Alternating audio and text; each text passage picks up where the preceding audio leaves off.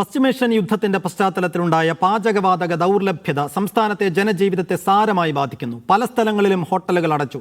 Gas ഉപയോഗിച്ച് മൃതദേഹം സംസ്കരിക്കുന്ന കോഴിക്കോട് ശ്മശാനം പ്രവർത്തനം നിർത്തി. നിലവിലെ സിലിണ്ടർ കഴിഞ്ഞതിനാൽ പുതിയത് കിട്ടില്ലെന്ന ആശങ്ക വീടുകളെയും ബാധിച്ചു തുടങ്ങി. പാചകവാതക ദൗർലഭ്യം ആദ്യം ബാധിച്ചത് സംസ്ഥാനത്തെ ഹോട്ടലുകളെയാണ്. പല സ്ഥലങ്ങളിലും ഹോട്ടലുകൾ അടച്ചു. വിഭവങ്ങൾ കുറച്ച് പിടിച്ചു നിൽക്കാനാണ് പല ഹോട്ടലുകളും ശ്രമിക്കുന്നത്. അവയും വൈകാതെ പൂട്ടുവീഴുന്ന അവസ്ഥയിലാണ്. ഹോട്ടൽ ഇപ്പം നടത്തിക്കൊണ്ടുപോകാൻ പറ്റാത്ത അവസ്ഥയിലാണുള്ളത്. കാരണം ഇന്നലെ വരെയുള്ള നമുക്കൊക്കെ ഗ്യാസ് ഉണ്ടായിരുന്നു. ഇന്നിപ്പം മിക്ക ഹോട്ടലുകളും അടച്ചു. കാരണം ഗ്യാസ് ഇല്ലാതെ നമുക്ക് ഒരു പരിപാടി നടക്കില്ല. കോഴിക്കോട് മാവൂർ റോഡിലെ കോർപ്പറേഷൻ ശ്മശാനം ഏറെക്കുറെ പ്രവർത്തനം നിർത്തി.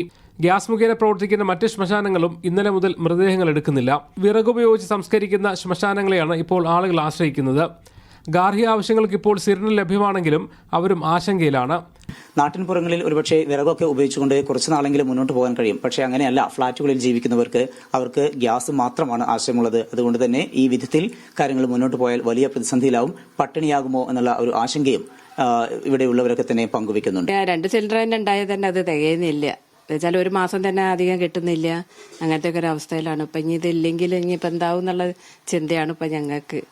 വിഷയം കേന്ദ്രത്തിന്റെ ശ്രദ്ധയിൽപ്പെടുത്തുകയല്ലാതെ മറ്റു വഴികളിൽ നിന്ന് സിവിൽ സപ്ലൈസ് മന്ത്രി GR അനിൽ മീഡിയ വണ്ണോട് പറഞ്ഞു. നമുക്ക് പരിഹരിക്കാൻ കഴിയുന്നത് കേന്ദ്ര ഗവൺമെന്റിനോട് ആവശ്യപ്പെടുക, കേന്ദ്ര ഗവൺമെന്റിൽ കൂടുതൽ സമ്മർദ്ദം ചെലുത്തുക, കേരളത്തിന്റെ പൊതുവികാരം അവർക്ക് ബോധ്യപ്പെട്ട് അതിനനുസരിച്ച് മാറ്റം വരുത്താൻ തയ്യാറാകുക. പാചകവാതക വിതരണം പഴയപടിയായില്ലെങ്കിൽ വലിയ പ്രതിസന്ധിയിലേക്കാണ് രാജ്യത്തിന്റെ മറ്റ് ഭാഗങ്ങൾക്കൊപ്പം കേരളവും പോകുക. വിവിധ ബ്യൂറോകൾക്കൊപ്പം മീഡിയ വൺ, കോഴിക്കോട്.